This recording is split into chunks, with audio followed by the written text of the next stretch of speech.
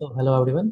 तो हम लोग आज एक नए बिजनेस के बारे में देखेंगे। ये रिसेंटली लिस्टेड प्लेयर है। बेसिकली ये ज्वेलरी स्पेस में ही है। बट इसका जो बिजनेस बिजनेस मॉडल है, ये अनलाइक जितने जो हमारे बाकी प्लेयर्स हैं, जैसे कि कल्याण, सेनको, टाइटन, थंगामालाई, पीच ज्वेलर्स, तो इन सब से जो इसका बिजनेस मॉडल किस तरह से डिफरेंट है, उसकी तरह उसको हम लोग अंडरस्टैंड करने की कोशिश करेंगे। और सिंस इस कंपनी ने एक्चुअली आप देखेंगे ना, ये कंपनी पिछले 10 साल से 10 या 11 साल से एग्जिस्ट करती है। बट अभी ये रिसेंटली आईपीओ हुआ था इनका और ये लोग लिस्ट हुए हैं। तो और अभी जैसे अगर नंबर्स देखेंगे इनके, तो फ्रॉम द आउटसाइड इनके नंबर्स देखने में हमें काफ़ी अच्छे लगते हैं।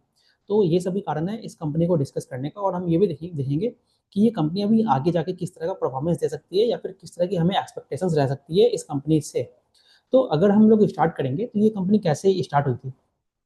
तो अगर आप देखेंगे तो ये कंपनी जो है, एक मतलब आईआईटी ग्रेजुएट्स लोगों ने स्टार्ट की थी अराउंड 2011 से 13 के आसपास ये कंपनी स्टार्ट हुई थी।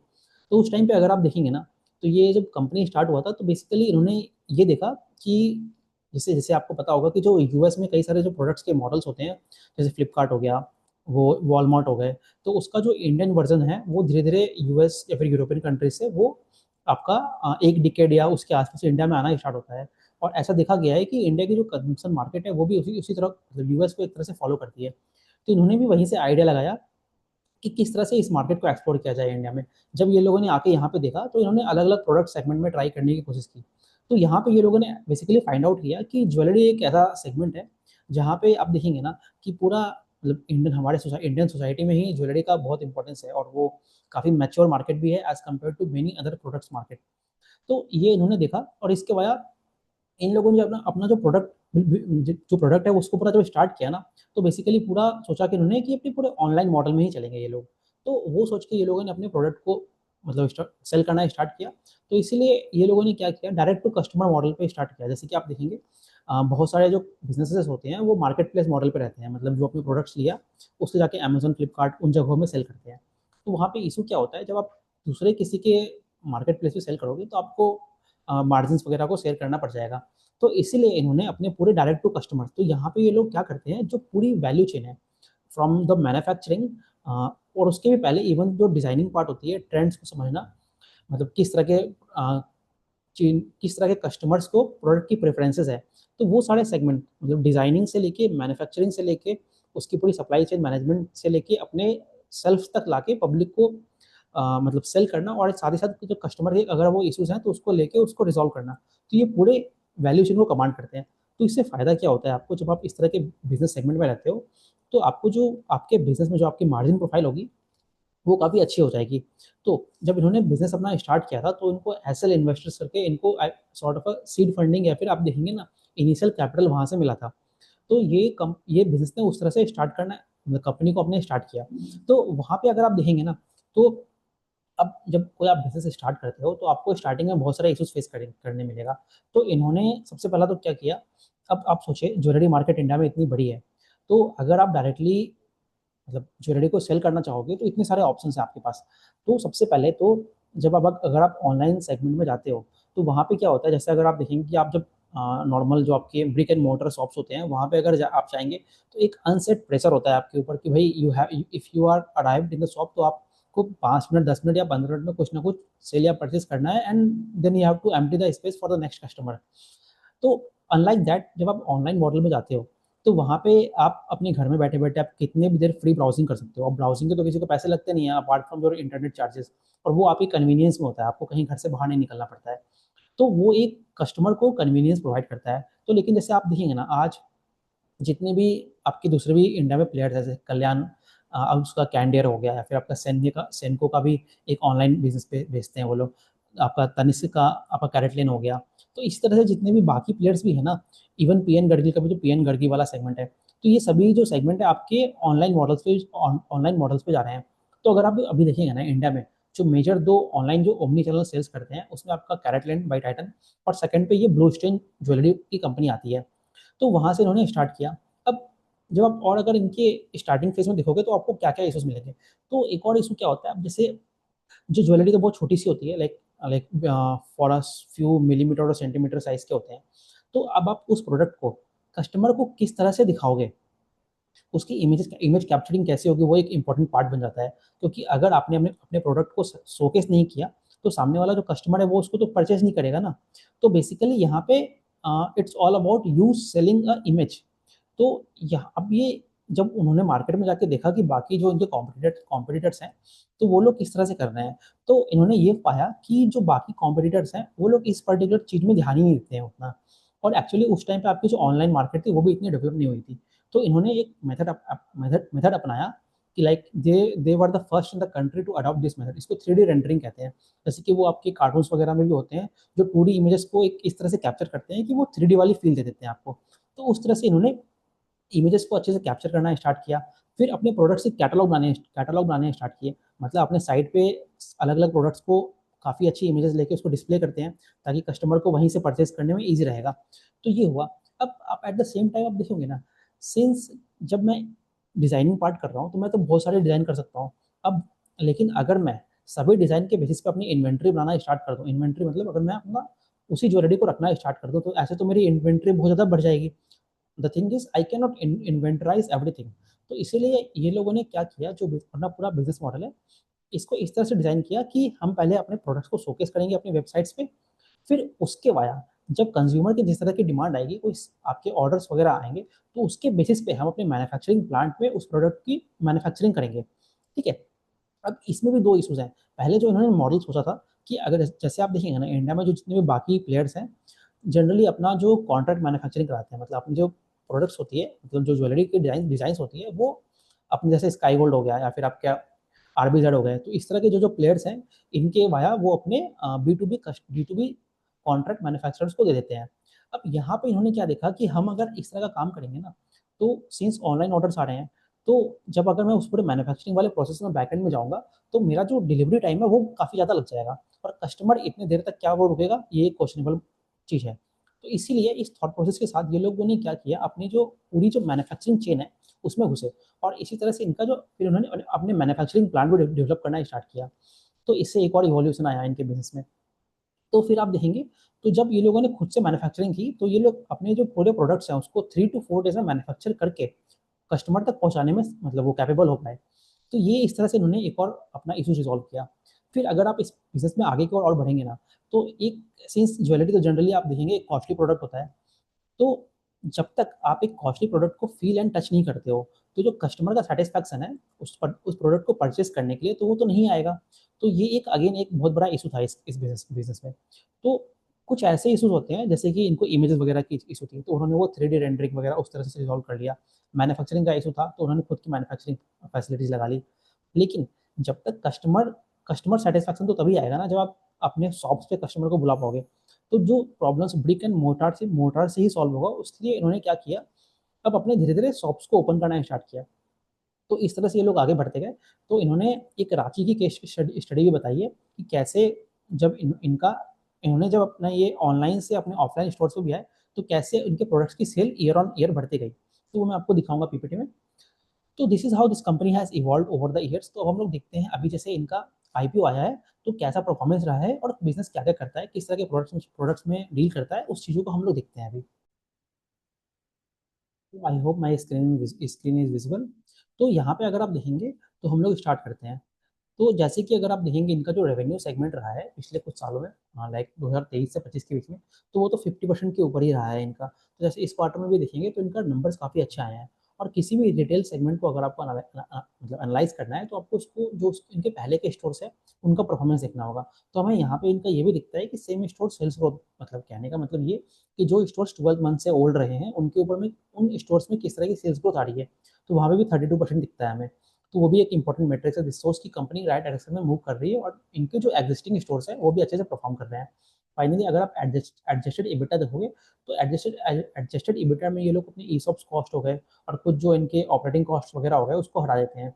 तो उसमें भी अगर आप देखेंगे जनरली एक बेटर पिक्चर है आपके एबिटा मार्जिन्स का। तो वहाँ पे भी आप देखेंगे तो इनका 23% का ग्रोथ रह रहा है इनके जो पुराने स्टोर्स हैं। तो दैट इज़ ऑल्सो मतलब पॉजिटिव साइन। और जैसे कि मैंने बोला कि ये आपका जो सेकंड प्लेयर है, आपके जो ओमनी चैनल वाले में आते हैं। फर्स्ट पे कौन है, आपका कैरेटलेन आता है। तो इस तरह से है। और अभी अगर आप इनके टोटल नंबर ऑफ स्टोर्स देखेंगे ना, तो वो अराउंड आपके 275 है, जो कि FY 25 के एंड में थे। और by the end of this particular quarter I think इनके 292 स्टोर्स हो गए हैं। तो ये है। और आपके जो ये जो कंपनी है ना, काफ़ी डिजिटली savvy कंपनी है, मतलब अपने प्रोडक्ट्स को कैसे वो ऑनलाइन टारगेटिंग करते हैं कस्टमर्स की, वो मैं और आपको एडवर्टाइजिंग सेगमेंट में बताता हूँ इस कंपनी के बारे में।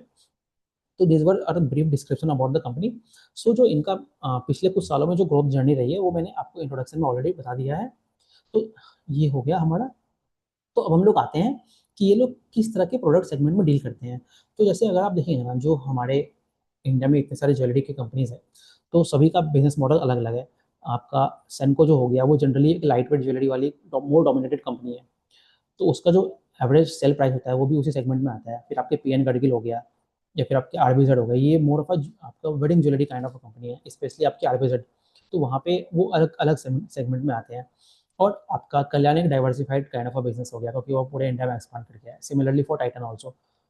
तो ये वाला जो बिजनेस है ना आपका ब्लू स्टोन ज्वेलरी, ये आपकी मोर ऑफ जो फैशन ज्वेलरी होगी। जैसे कि आप एक आपको कंपेटिटिव आपने सुना होगा कि जैसे जो यूएस मार्केट है वहाँ पे जनरली ज्वेलरी को नॉट एज अ मतलब इन्वेस्टमेंट के रूप से परचेज नहीं करते हैं लोग। वहाँ पे रादर उसको जो परचेज होती है वो आपकी डिज़ाइन के बेसिस पे होती है। तो जैसे जैसे इंडिया में भी आप आगे जाके ग्रोथ हम लोग देखेंगे, मोर डिस्पोजेबल इनकम बढ़ेगी, तो people will also move towards the more designing part of the jewellery. Design segment design segment वाले ज्वेलरी की तरफ बढ़ेंगे। तो उसी में आप देखेंगे ना, तो जैसे ये वाले जो बिजनेस बिजनेस है, ये इसी कस्टमर्स को टारगेट करते हैं, जो कि जनरली यंग पॉपुलेशन होती है हमारे। तो इसमें अगर आप देखेंगे तो जो डेली वेयर के हो गए या फिर जो नॉन वेडिंग वाले जो सेगमेंट है, वहाँ पर टारगेट करते हैं। अब इसमें ये किस तरह की ज्वेलरी आएंगी आपकी, इसमें आपकी जो स्टडेड पोर्शन हो गया ज्वेलरी का, या फिर आपकी प्लेटिनम, या फिर जो डायमंड वाली सिल्वर वाली वाली चीज़ हो गई। तो उन उन चीज़ों में जो है उनकी स्टडिंग होगी। तो वो वाले ज्वेलरी सेगमेंट ज़्यादा में डील करते हैं, वहाँ पे ज़्यादा डील करते हैं। सिंस और जो उनका जो कैरेट रेंज होगा, वो आपका 22 कैरेट्स के तो नहीं होंगे ना, वो आपकी सिंस आपको उसमें सिल्वर वगैरह ऐड करना है तो उसकी कैरेट कम हो जाएगी, तो इसीलिए जो इनकी प्योरिटी होती है वो आपके लोअर कैरेट्स में डील करते हैं ये लोग। और जो एवरेज सेलिंग प्राइस है, सिंस गोल्ड की क्वांटिटी कम है, तो वहाँ पे आपकी average selling price automatically dilute हो जाएगी। But at the same time in products में आपको मार्जिन अच्छे मिलेंगे। तो ये हो गया इनका। और जनरली सिंस ये एज अ इन्वेस्टमेंट नहीं होता है, लोग इसको डिजाइन बेसिस पे परचेस करते हैं, तो उसके जो रिपीट परचेसेस होते हैं वो ज़्यादा होता है। तो इस कंपनी के बारे में आप देखेंगे ना, तो 2-3 बातें और भी इंटरेस्टिंग चीज़ें हैं। तो इनका एक तो जैसे डायमंड का स्टडेड पोर्शन वाला है, वो I think one of the best in the industry है। क्योंकि जितनी भी बाकी कंपनियाँ हैं उनकी क्या 10-15 इसी रेंज में रहती है, और कुछ की तो with in the single digit भी है। और इस कंपनी का अगर आप डायमंड का पोर्शन देखोगे ना, तो वो अराउंड आपके 60% के भी ऊपर आती है। ऑल्दो इस क्वार्टर में कम हुआ है, but that is a seasonal, मतलब वो वैरी करते रहता है ऊपर नीचे। तो वो वाली एक चीज़ है। और अगेन ये कंपनी उतनी वेडिंग सेगमेंट में नहीं है। और एक और आप इंटरेस्टिंग चीज़ देखेंगे ना, जो अभी जो ग्रोथ रेट है इंडिया में, आप अलग अलग ज्वेलरी के सब कैटेगरी, जैसे हाउसिंग फाइनेंस कंपनीज में हम देखते हैं प्राइम हाउसिंग में किस तरह का ग्रोथ रेट है, या फिर आपके अफोर्डेबल में किस तरह की ग्रोथ रेट है। तो वैसे ही अगर आप देखेंगे यहाँ पे, तो आपकी जो डेली वेयर और नॉन वेडिंग ज्वेलरी है वहाँ पे 20-25% के ऊपर ग्रोथ रेट है। तो अगेन ये शो करता है कि ये जो बिजनेस वर्क करता है, एक बहुत ही नीच और जो हाई ग्रोथ वाला मार्केट है वहाँ पे वर्क कर रहा है। हाँ, तो ये वाला चीज़ हो गया। और अगेन जैसे कि हमने कहा है कि ये जो कंपनी है वो more of a design oriented company है, तो वहाँ पे वो ज़्यादा फोकस करते हैं ये लोग।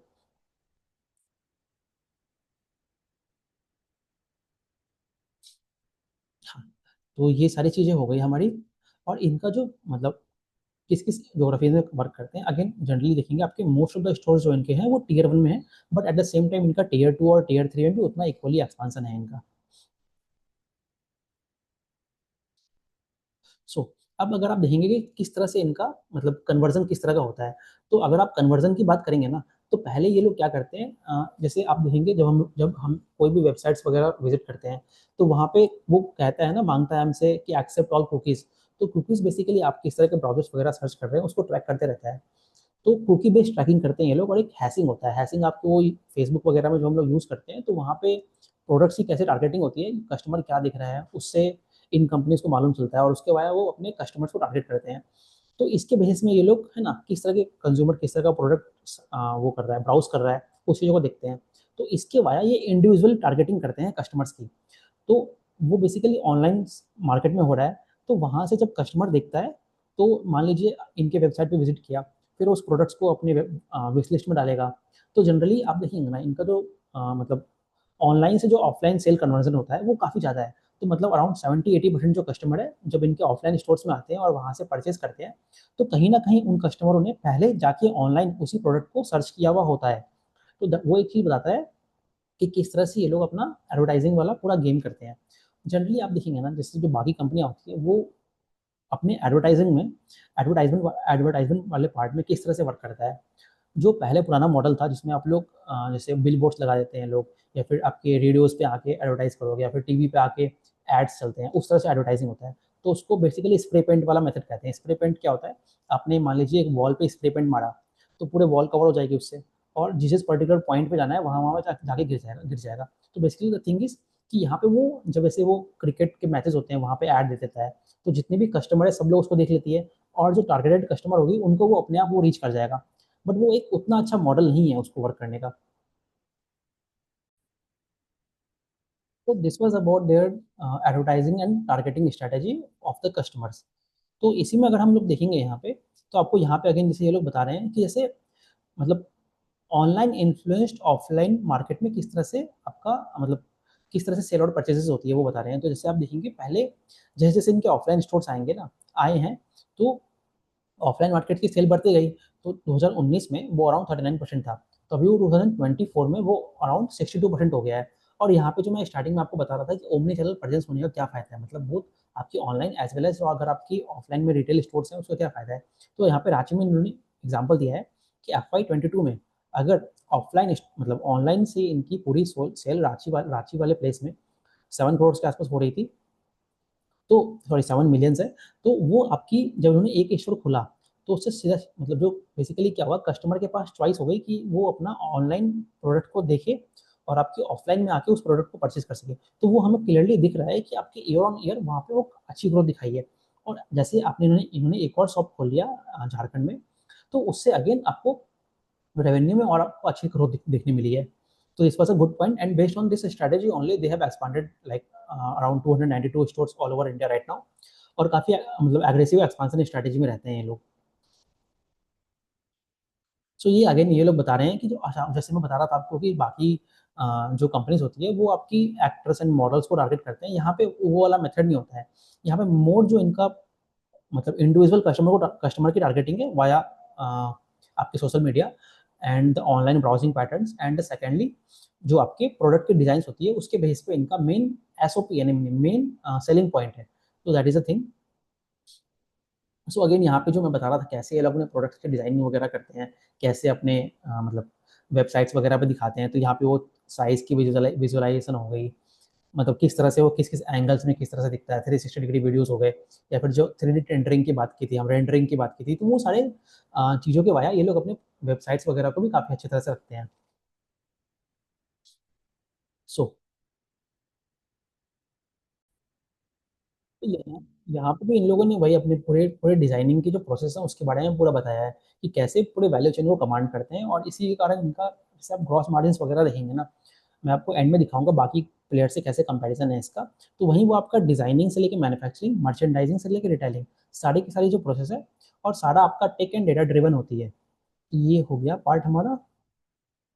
तो अगेन यहाँ पे ये लोग दिखा रहे हैं कि जो इनके जो आपके मैन्युफैक्चरिंग फैसिलिटीज़ है, जैसे जो इनकी मुंबई, जयपुर और सूरत में इनकी मैन्युफैक्चरिंग फैसिलिटीज़ है, जहाँ से ये लोग आपका पूरा जो प्रोडक्ट की सप्लाई चेन है उसको कंट्रोल करते हैं।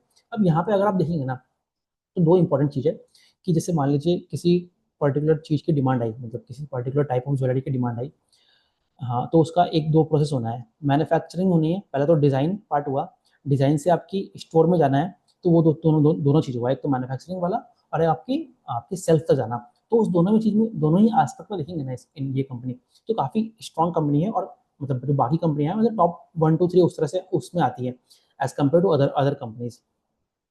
और वन मोर इम्पोर्टेंट थिंग, जैसे कि इनका 75% मैन्युफैक्चरिंग इन हाउस है। जैसे अगर आप कल्याण और बाकी कंपनियों को देखेंगे, तो उनका जो मेजर चंक होता है वो आपकी आउटसोर्स बड़े बड़े जो बाकी B2B प्लेयर्स हैं, स्काई गोल्ड वगैरह हो गया, उनसे करवाते हैं ये लोग। तो ऑल दो अभी आप देखेंगे ना, जैसे पूरे एक इंडस्ट्री में ये वाला फोकस एक तरह से शिफ्ट हो रहा है। जैसे आपका RBZ भी जो है वो भी अपना एक स्टोर खोल रहा है, मतलब B2C सेगमेंट में जाना चाह रहा है। एट द सेम टाइम आप देखेंगे खजांची ज्वेलर्स है, वो भी अपना चेन्नई में अपना एक एक्स्ट्रा दुकान खोल रहे हैं। फिर अगर आप ये कल्याण वालों ने भी कहा है कि वो केरला में अपना एक वो इन हाउस एक वो मैन्युफैक्चरिंग का जो इस मतलब मैन्युफैक्चरिंग फैसिलिटी है वो बनाएंगे। तो इस तरह से देखेंगे आप जो मतलब बेसिकली जैसे जैसे मार्केट बढ़ रही है, तो सभी प्लेयर्स जो है कंसोलिडेट करने की कोशिश कर रहे हैं और आपके वैल्यू चेन में आगे और पीछे बढ़ रहे हैं। तो उसी तरह से ये भी जो कंपनी है मतलब अपना खुद का मैन्युफैक्चरिंग करती है ताकि जो पूरा रिटेल का भी मार्जिन कमांड करे और एज वेल एज जो मैन्युफैक्चरिंग का मार्जिन होता है उसको भी कमांड करे। तो इस थॉट प्रोसेस के साथ ये कंपनियां आगे बढ़ रही हैं। तो ये हो गया। तो ये अगेन जो मैं आपको बता रहा था कि जो इनके स्टोर्स का एक्सपेंशन है बहुत आपके टीयर 1 में भी है और टीयर 2 में भी है। और जैसे अगर आप देखेंगे लास्ट कुछ सालों में तो जैसे FY22 से FY25 में अराउंड ये 3.5 टाइम्स का स्टोर एक्सपेंशन का ही ग्रोथ है, जो कि आपके आराम से 40%, 30-40% के आसपास ही आता है स्टोर एक्सपेंशन रेट। तो वो है। और अगर आप इसका जोग्राफिकल मिक्स देखोगे ना तो मोस्टली ये आप देखेंगे पूरे इंडिया में डाइवर्सिफाइड है, बट मोर टुवर्ड्स वो दिल्ली का जो रीजन है वो और आपका जो सदर्न इंडिया है वहाँ पे ज़्यादा कॉन्सेंट्रेटेड है ये कंपनी। और जो ये पिन कोड सर्व करते हैं अराउंड 12,600 पिन कोड्स लिखा है इन्होंने। और एट द सेम टाइम ये लोग ये भी कहते हैं कि आने वाले समय में ये और इंडिया में और डीपली पेनिट्रेट करेंगे और even more number of pin codes में भी जाएंगे ये लोग धीरे धीरे। तो ये बात है। सो अगेन ये लोग जैसे कह रहे हैं वही जो हमारा जो आपकी जो मार्केटिंग की जो मेथड्स हैं इनकी उसके बारे में बता रहे हैं यहाँ पे ये लोग। तो this points I have already discussed. हाँ, वन थिंग यहाँ पे जैसे मैंने बताया था स्टार्टिंग में कि जो उनका जो 50% है वो रिपीट रेवेन्यूज है। ये शो करता है कि कोई कोई अगर कस्टमर उनके शॉप में आता है तो वो वापस भी आके उस मतलब अलग अलग प्रोडक्ट्स को परचेज कर रहा है। तो एक तरह से ये बता रहा है कि ब्रांड स्ट्रांग हो रहा है अपना हमारा इनका धीरे धीरे। So these things points I have discussed. और ये तो इनके मतलब जो मैनेजमेंट है वो आप पॉज करके देख सकते हैं। सो डायरेक्टली हम लोग आते हैं जो इनके फाइनेंशियल्स नंबर्स हैं उस पर। तो अगर आप इस पर्टिकुलर क्वार्टर में देखेंगे ना तो इनके जो नंबर्स हैं अच्छे लगते हैं नंबर्स, ठीक है। तो आपके रेवेन्यू में देखोगे आप अराउंड तो 40% के ऊपर की इनकी रेवेन्यू ग्रोथ है। और जो एडजस्टेड इबिटा है वहाँ पे भी काफ़ी अच्छी इनको ग्रोथ दिख रही है, क्योंकि जो आपके फिक्स्ड कॉस्ट्स हैं जैसे जैसे आप एक्सपांड करोगे तो वहाँ पे सिंस फिक्स्ड कॉस्ट तो उतना ही रह जाएगा। ये जो डिजिटल मॉडल्स होते हैं उनका एक काफ़ी एडवांटेज है कि उनका जो रेवेन्यू से एबिटा और पैट पे जो फ्लो होता है रेवेन्यू का नंबर्स का वो काफ़ी स्ट्रांग होता है। तो वही हमें दिख रहा है यहाँ पे जैसे जैसे ये बढ़ रहे हैं आगे तो इनका एडजस्टेड इबिटा भी उनका तो काफ़ी अच्छा ग्रोथ है। और अगेन वो प्री इंडियस लेवल पे मैं नहीं जाऊँगा क्योंकि वो एक अकाउंटिंग स्टैंडर्ड्स है। हमारे लिए आपका जो नॉर्मल मेथड है उससे ही काम हो जाएगा हमारा। और ये कंपनी जो है अपना जैसे इन्वेंट्री गेन्स होती है जो अपनी गोल्ड के प्राइस मूवमेंट होती है, तो जो इन्वेंट्री हमारे पास ऑलरेडी बड़ी पड़ी हुई है उसका भी तो दाम बढ़ गया। तो उसके कारण जो इन्वेंट्री गेन्स होती है उसके बारे में उन्होंने कहा है। तो अगेन आपके बोथ एडजस्टेड इबिटा और एबिटा दोनों पे हमें मार्जिन का इंप्रूवमेंट दिख रहा है। और सेम सेल्स ग्रोथ देखोगे आप इसका अराउंड 18% के आसपास आया है। अनदर इंटरेस्टिंग पॉइंट इज कि जो इनके पुराने पुराने स्टोर्स हैं जो आपके 2019-20 के आसपास इन्होंने खोले हैं उन पे अगर आप सेम स्टोर सेल्स ग्रोथ देखोगे ना तो वो अराउंड इवन 20% है। तो वो तो और भी ज़्यादा है। इसका मतलब क्या है कि वो स्टोर्स मैच्योर हो रही है और उसमें उन स्टोर्स में ये लोग अपने नए नए प्रोडक्ट्स सेगमेंट्स भी दिखा रहे हैं। मतलब अभी तक उस स्टोर में सारे प्रोडक्ट्स नहीं आए हैं। जैसे ये लोग कहते हैं कुछ कॉइन्स वगैरह मोर टुवर्ड्स सिल्वर ज्वेलरी हो गई और आपके ग्रामेज वाली जो हो गए जो मतलब वेट से सोने बिकते हैं वो वाले प्रोडक्ट्स हो गए। तो नए नए प्रोडक्ट्स कैटेगरी को वहाँ पे इंट्रोड्यूस कर रहे हैं जो कि अगेन ड्राइव कर रहा है उन स्टोर्स का भी सेम स्टोर सेल्स ग्रोथ। और रिपीट रेवेन्यू की हमने ऑलरेडी बात कर ली। सो ये एक इंटरेस्टिंग स्लाइड है। आप आपको मैं एक एक करके बताता हूँ। तो जैसे आप रेवेन्यू की बात हमने कर ली है। अगर आप ग्रॉस प्रॉफिट क्या होता है आपका जो आपने रॉ मटेरियल खरीदा मतलब जो आपका पूरा टोटल कॉस्ट प्राइस हो गया वहाँ से अगर आप रॉ मटेरियल के प्राइसेस हटा दोगे तो आपका ग्रॉस प्रॉफिट मिला। तो ग्रॉस प्रॉफिट जो है वो जो इनपुट प्राइसेस है उसका जो प्राइस फ्लक्चुएशन होता है उस पैरामीटर को कैप्चर कर लेता है। और उसके बाद बेसिकली गोल्ड के प्राइसेस हटा हटा दीजिए तो जो बचा वहाँ पे हमको आपको ग्रॉस प्रॉफिट मिल गया। तो ग्रॉस प्रॉफिट में अगर आप देखेंगे इनका अराउंड 41% का आपका ग्रोथ दिख रहा है जो कि इन मोर और लेस जो इन लाइन में था जो इनका रेवेन्यू ग्रोथ है उसके आसपास ही है। तो दैट इज अ थिंग। 48% का सॉरी ग्रोथ है आपके ग्रॉस मार्जिन पे। अब अगर आप एडजस्टेड एबिटा देखोगे तो उसमें भी आपको जो इनका ग्रोथ दिख रहा है वो अराउंड आपका ईयर ऑन ईयर आपका 630% का ग्रोथ दिख रहा है। उससे इंटरेस्टिंग जो पैरामीटर है हमारे लिए वो आपको दिखेगा इबिटा मार्जिन पे। वो वो इनका 3.3 से 16.8% पे हुआ है। ये हम एडजस्टेड इबिटा के बारे में बात कर रहे हैं। और इवन अगर आप इनकी इबिटा पे भी देखोगे ना तो उस पर भी अराउंड आई थिंक 14-15% का ग्रोथ है।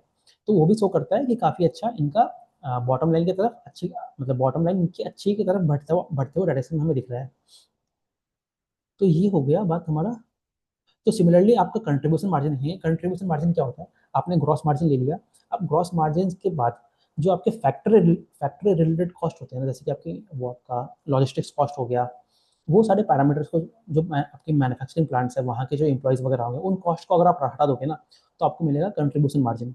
ठीक है। तो वहाँ पे भी इनकी अच्छी अच्छी खासी ग्रोथ दिख रही है हमें। अब एडवर्टाइजिंग मार्केटिंग कॉस्ट क्या है, जैसे जैसे आप बढ़ेंगे, अभी इनका एडवर्टाइजिंग और मार्केटिंग कॉस्ट जो है ना, जब आप बाकी प्लेयर्स को देखोगे तो उनसे इनका ज़्यादा है, अराउंड 8-9%, सिक्स, पहले 8% था, अभी 6.9% है।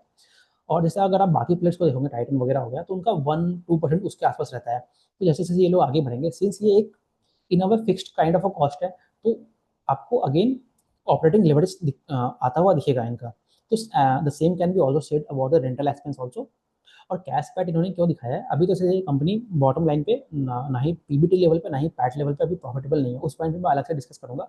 तो पैट लेवल जो है, पैट लेवल में बेसिकली ये लोग अपने डेप्रिसिएशन वगैरह को कॉस्ट है उसको, मतलब सिंस वो एक अकाउंटिंग वाला पैरामीटर है, तो उसको नहीं लेते हैं वो लोग। तो उस तरह से देखेंगे तो इस पर्टिकुलर क्वार्टर में ये कंपनी ने बताया है कि हम कैश लेवल पे PAT PAT cash PAT level पे पॉजिटिव हो गए हैं। तो ये क्या दिखा रहा है, ये कंपनी का, अगर आप पहले के क्वार्टर्स में देखेंगे ना, तो सिंस जब आपका कैश पैट ही नहीं आएगा, तो आप जो कैश फ्लो जनरेट करना है कंपनी से वो जनरेट नहीं कर पाओगे। तो आपको और एक्सपांड करना है, तो उसके लिए अगेन आपको नए नए फंडिंग की रिक्वायरमेंट होगी। तो एटलीस्ट हमें यहाँ से ये तो प्रूव हो जाता है कि जब कैश पैट आपका पॉजिटिव है, तो आपको इस पैसे से, क्योंकि इस पैसे में जो एलिमेंट्स इन्होंने हटाया है वो तो एक फाइनेंशियल पैरामीटर है ना, जैसे कि डिप्रिसिएशन हो गया। तो इस पैसे, ये पैसा इनके अकाउंट्स में रहेगा और इसके वाया ये लोग वापस एक्सपांड कर पाएंगे। So that is a positive sign that we can take from this business update of this company.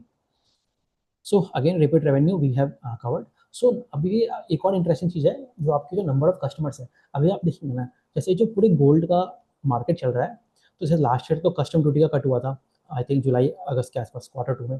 तो वहाँ से एक पूरा वेव ऑफ डिमांड आया था, ठीक है। फिर हमने एट द सेम टाइम ये भी देखा कि पूरे जो सेक्टर है उसमें गोल्ड के जो प्राइसेस हैं वो काफ़ी बढ़ गए हैं। तो कस्टमर जो है लिटिल बिट ऑफ रिलक्टेंट है कि गोल्ड को परचेस करने के लिए, ठीक है। But at the same time हमें ये भी अंडरस्टैंड करना है कि जो गोल्ड की जो डिमांड होती है इंडियन मार्केट में खास करके, वो डेफर हो सकती है, बट वो मतलब बंद नहीं होती है। मतलब वो जैसे आपको किसी वेडिंग के लिए ज्वेलरी परचेस करना है, तो वो आप मतलब 1 महीने, दो कुछ वीक्स के लिए आप डिले करते हो, but at the same time जो आपका बजट होता है उसके अकॉर्डिंग आप परचेस करते ही करते हो। तो what I am trying to say, इस पर्टिकुलर इन्वायरमेंट में भी अगर इनका नंबर ऑफ कस्टमर 34% से बढ़ रहा है, तो दैट्स वो ये बता रहा है कि ये लोग और नए नए कस्टमर्स को अपने प्लेटफॉर्म पे ला पा रहे हैं, despite gold prices being increased. और at the same time store count के बारे में हमने बात कर ही ली। हाँ, और एवरेज ऑर्डर वैल्यू क्या है, जो प्राइस रेंज है जिसपे ये लोग अपना प्रोडक्ट्स को सेल करते थे, वो भी बढ़ रहा है। इसमें दो पैरामीटर्स होते हैं, इसमें तो वैल्यू ग्रोथ भी होगा, सिंस गोल्ड के प्राइसेस बढ़ गए हैं, एक तो वहाँ से आ गया होगा, और दूसरा may be high margin products की तरफ जा रहे हैं, तो वो एक इंपॉर्टेंट कंपोनेंट है। सो अगेन ये आपका पूरा यहाँ पे आपकी फाइनेंशियल इनकी स्टैटिस्टिक्स दिखाई गई है इन्होंने। तो यहाँ पे आप ग्रॉस मार्जिन देख लीजिए, 41% के आसपास है। तो उसमें हमने आपका जो फैक्ट्री वाले कॉस्ट है उसको हटा दिए, तो आपका कंट्रीब्यूशन मार्जिन मिल गया। फिर उसमें अगर आप एबिटा लेवल्स पे, आपका जो इसमें एबिटा लेवल्स पे क्या क्या आते हैं आपके, इसमें एक तो आपका जो ये है फ्रेंचाइज वाले चीज, फ्रेंचाइज हो गए, तो उसको कुछ पैसे देने पड़ते होंगे, तो उसके साथ कुछ रेवेन्यू शेयरिंग, कमीशन शेयरिंग होगी, तो वो वाले कॉस्ट को हटा, और हमने वहाँ पे से आपको जो रेंटल एक्सपेंसेस होते हैं उसको भी हटा दिया, और साथ ही साथ कुछ एम्प्लॉइज कॉस्ट वगैरह होंगे उसको भी हटा दिया। तो उससे हमें एबिटा मार्जिन मिल गए। तो और फिर उसमें ही अगर आप मतलब उस, जैसे इसमें आपके ईसॉप्स वाले कॉस्ट भी होते हैं, सिंस वो एक नॉन रिकरिंग कॉस्ट है, अगर आप उस कंपोनेंट को हटा दोगे तो आपको एडजस्टेड एबिटा मार्जिन मिलेगा। तो वो एक बेटर पैरामीटर है इस कंपनी को जज करने के लिए। तो उसमें आप देखेंगे तो उसमें भी इनका इंप्रूवमेंट है, but at the same time वो कैश पैट जो है इसी क्वार्टर में पॉजिटिव हुआ है। बट अभी उस पैरामीटर पे तो मतलब एक्चुअल पैट पॉजिटिव होने में टाइम लगेगा, उसको मैं बताता हूँ आपको एंड में। तो ये वाला चीज़ हो गया, इसको मैं स्किप करता हूँ सिंस ये हमारे लिए इंपॉर्टेंट नहीं है, ये जस्ट एक अकाउंटिंग स्टैंडर्ड्स के लिए। तो ये हो गया। हाँ, अब ये इंपॉर्टेंट है, ये इंपॉर्टेंट क्यों है, क्योंकि अगर आप देखेंगे ना, जो ये इस स्लाइड में ये लोग कुछ कुछ चीज़ें बता रहे हैं, तो एक तो ये है कि जैसे ये लोग बोल रहे हैं कि 3 मंथ्स में इनके जो स्टोर्स है उसका ब्रेक इवन हो जाता है। ये हमें क्या बता रहा है कि जो ये नए स्टोर्स खोल रहे हैं वहाँ पे इनका डिमांड अच्छा आ रहा है, ठीक है। एक तो वो बात हो गई, और जो सेम स्टोर सेल्स ग्रोथ है वो 18.4 है, अगेन दैट अगेन सोर्स के कस्टमर दुकान पे आ रहे हैं। अब जीएम आरओआई क्या है, इस चीज़ पे आने के पहले पहले हम लोग ये देख लेते हैं कि जो इनका मतलब कैसे कैसे रेवेन्यू रहा है पुराने कोहॉर्ट स्टोर्स पे। तो वहाँ पे अगर आप देखेंगे ना, तो उन स्टोर्स पे ग्रॉस मार्जिन और आपके कंट्रीब्यूशन मार्जिन और एबिटा मार्जिन सर, उस तीनों पैरामीटर्स पे ये लोग काफ़ी अच्छा परफॉर्म कर रहे हैं। तो ये लोग क्या बताते हैं कि जो इनके स्टोर्स मैच्योर हो गए हैं, तो वो अगर आप देखेंगे ना, वो अराउंड 12 करोड़ ऑफ रेवेन्यू मतलब देते हैं अपने स्टोर से। उसमें अगर आप कंट्रीब्यूशन मार्जिन देखोगे तो वो अराउंड 3.6 करोड़ के आसपास होता है, जो कि अराउंड 30-31% हो गया। तो कंट्रीब्यूशन मार्जिन इनका अगर आप सस्टेनेबल बेसिस पे देखोगे अभी जो दिख रहा है वो 31% पे आता है। फिर उसमें से अगर आप रेंटल कॉस्ट वगैरह हटा दोगे तो वो अराउंड 1 करोड़ के आसपास होता है। तो 3.6 करोड़ हो गए, वहाँ से 2.6 करोड़ इनका एबिटा लेवल पे आया। तो 12 में आपका 2.6 करोड़ एबिटा लेवल्स पे आया, उसको कितना परसेंटेज होता है, वो परसेंट आएगा आपका अप्रॉक्सीमेट 22% के आसपास आता है। तो अभी जो अगर हम मैंने बताया, अभी जो इनका एबिटा मार्जिन कितना है, 18% के आसपास है। और जो इनके पुराने स्टोर्स हैं उस पर कितना एबिटा मार्जिन है, वो आपका आपका 22% के आसपास है। तो हमको एक चीज़ ये दिख रही है कि आने वाले समय में जैसे जैसे इनके जो इतने सारे स्टोर्स इन्होंने खोले हैं पिछले 15-18 मंथ्स के आसपास, जो 150-200 स्टोर्स खोले हैं, जब वो मैच्योर होंगे तो इनका बहुत कंट्रीब्यूशन मार्जिन लेवल पे जो इनकी मैन्युफैक्चरिंग प्लांट्स है वहाँ पे आपका उनका स्केल अप होगा, है ना, तो वहाँ से कंट्रीब्यूशन मार्जिन बढ़ेगा। दूसरा, फिक्स्ड कॉस्ट वही रहेंगे, तो उनका जो एबिटा लेवल्स पे है वो बढ़ेगा। तीसरा, स्टोर्स की मैच्योरिटी आएगी, मतलब विंटेज स्टोर्स हो जाएंगे, स्टोर्स में और ज़्यादा सेल्स होगी, तो वहाँ से अगेन आपको एक और एबिटा लेवल पे आपको फायदा मिलेगा, तो वहाँ से एबिटा मार्जिन भी इंप्रूव होगी। तो मतलब वो बढ़ के आपका धीरे धीरे 18 से 19, 20, 21, 22% की तरफ आगे बढ़ेगा। तो दैट इज अ थिंग। अब फाइनली हम लोग ये जीएम और क्या करते हैं, gross margin based on inventory होता है ये, ठीक है, रिटर्न ऑन इन्वेंट्री है। तो ये क्या है, अब अगर आप इस कंपनी को देखोगे ना, तो इसका जो इन्वेंट्री है, ये इन्वेंट्री आपको आई थिंक कुछ 6,000 करोड़ का ऐसा कुछ है इनका इन्वेंट्री, एग्जैक्ट नंबर आप देख सकते हैं। तो मैं बता देता हूँ आपको इन्वेंट्री कितनी है इनकी। तो इनकी इन्वेंट्री आ रही है आपको 6,000, जस्ट 1 सेकेंड। सो इनकी इन्वेंट्री है अराउंड 1,750 करोड़ की इन्वेंट्री है, और अभी 292 स्टोर्स हैं, तो पर स्टोर इन्वेंट्री इनकी आएगी लगभग लगभग 4.2 से 4.3 करोड़ के आसपास है। अब ग्रॉस मार्जिन आरओआई क्या है, बेसिकली आप 1 रुपए की इन्वेंट्री में कितना पैसा कमाते हो, उस चीज़ के बारे में बताया जा रहा है। तो यहाँ पे ये लोग कहते हैं अपने हर 100 रुपए की इन्वेंट्री पे ये लोग 73 रुपए कमा रहे हैं, तो वो बता रहा है इनका। तो ये लोग कहते हैं कि अपने शॉर्ट टर्म में अगर आपको इस कंपनी का पैरामीटर जज करना है, तो आपको ग्रॉस मार्जिन को देखना है, इसको जीएमआरओआई देखना है, और दूसरा आपको इनका जो एडजस्टेड इबिटा नंबर्स है वो कैसा इंप्रूव हो रहा है उस पैरामीटर पे देखना है। और in the long mid term में देखेंगे ना, जब जैसे जैसे मिड टर्म में जाएंगे तो इनकी प्रॉफिटेबिलिटी मैट्रिक्स इंप्रूव होती जाएगी, तो एक वो पैरामीटर हम देखेंगे इनका। तो फाइनली इस स्लाइड पे आता हूँ मैं। तो इसमें मुझे कुछ एक दो चीज़ें बतानी है आपको। तो अगर आप इस कंपनी को देखेंगे ना, अब ठीक है, बहुत सारी बातें हमने कंपनी के बारे में कर ली, अब मेन इंपॉर्टेंट पैरामीटर ये हो जाता है कि अभी तो इन्होंने आईपीओ से पैसा उठाया है, उसके उसको लेके ये लोग मोस्ट प्रोबेबली एक्सपांड करने वाले हैं, तो एग्रेसिव एग्रेसिव एक्सपांशन तो रहेगा ही रहेगा इनका। कैश लेवल में पॉजिटिव है, that is a good thing. But having said all this things, अगर आप यहाँ पे इंटरेस्टिंग चीज़ देखिए, तो अभी अगर आप इनका फिनांस कॉस्ट और डेप्रिसिएशन कॉस्ट देखिए, फिनांस कॉस्ट कितना आ रहा है, 527 मिलियन है, मतलब 52 करोड़ के आसपास है, और डेप्रिसिएशन भी अराउंड 48 करोड़ के आसपास है, ठीक है। और अभी इनका जो लॉसेस है वो अराउंड 32 करोड़ का लॉस है। तो डेप्रिसिएशन कॉस्ट इनकी लॉस से ज़्यादा है, और at the same time finance cost भी है, वो भी आपका लॉसेस से ज़्यादा है। तो हमें क्या बता रहा है कि एक्चुअली इन्वेस्टर्स को पैसा बनाने के लिए इनका ईपीएस पॉजिटिव होना पड़ेगा, ठीक है। वो कब तक पॉजिटिव नहीं होगा, जब तक जो टॉप लाइन और इनका एबिटा लेवल जो ये वाले नंबर्स है, यहाँ पे जब तक वो सिग्निफिकेंट इंप्रूवमेंट हमें नहीं दिखता है। अगर मैं मान लेता हूँ कि फिनांस कॉस्ट और डिप्रिसिएशन ऑलमोस्ट कांस्टेंट है, जस्ट फॉर द असम्पशन, तो जब तक ये नंबर्स कंसिडरेबली बढ़ नहीं जाएगा, तब तक इससे वो ये नंबर्स माइनस होकर वो आपके पैट लेवल पे वो नहीं आएगा। तो पैट को पॉजिटिव होने में अभी टाइम लगेगा। तो अगर मैं मोटा मोटी यही 40% का ग्रोथ मानता हूँ। क्यों, मतलब ये मतलब थोड़ा मतलब नॉट कंजर्वेटिव, ये कंजर्वेटिव बल्कि ज़्यादा ही है, क्योंकि जैसे जैसे बेस बढ़ेगा तो क्या पता ग्रोथ रेट कम हो जाए, तो वो एक चीज़ हमें देखनी है। बट लेट अस अज्यूम कि मान लेता हूँ मैं ऑप्टिमिस्टिक केस में कि इनका 40% का ग्रोथ रेट बना रहता है, मार्जिन मोटा मोटी अगर यही भी रहता है, तो भी अगर मैं देखूंगा ना, तो इनको आपके पैट लेवल पे पॉजिटिव होने में कम से कम 4-5 क्वार्टर तो लगना ही लगना है। तो अभी तो ये कंपनी पैट पे तो इतने ईजिली नहीं आने वाली है, क्योंकि यही एक इशू होता है इस तरह के बिजनेस मॉडल्स में। जैसे आप फ्लिपकार्ट्स वगैरह को देखोगे तो अभी तक वो पूरा पैट पॉजिटिव नहीं हो पाए हैं इस तरह की कंपनियां। तो मे बी, और अगर यहाँ पे इनका अगर मान लीजिए रेवेन्यू अफेक्ट हो गया तो फिर तो बहुत दिक्कत हो जाएगी। तो द थिंग इज, इनका एग्रेसिव एक्सपांशन तो बहुत ज़्यादा होता है, बट किस तरह से वो बॉटम लाइन को किस तरह से पॉजिटिव कर पाते हैं वो एक क्वेश्चनेबल मार्क होता है। तो जैसे इसमें एक इंटरेस्टिंग कंपनी हो जाती है आपकी जिनका लॉजिस्टिक्स। तो वो कंपनी देखेंगे ना, तो बिजनेस मतलब प्रोडक्ट सेगमेंट तो बहुत अलग अलग है, एक पूरा आपके ट्रक ऑपरेटर्स में काम करता है, एक आपका ज्वेलरी बेचता है। बट अगर आप देखेंगे ना, तो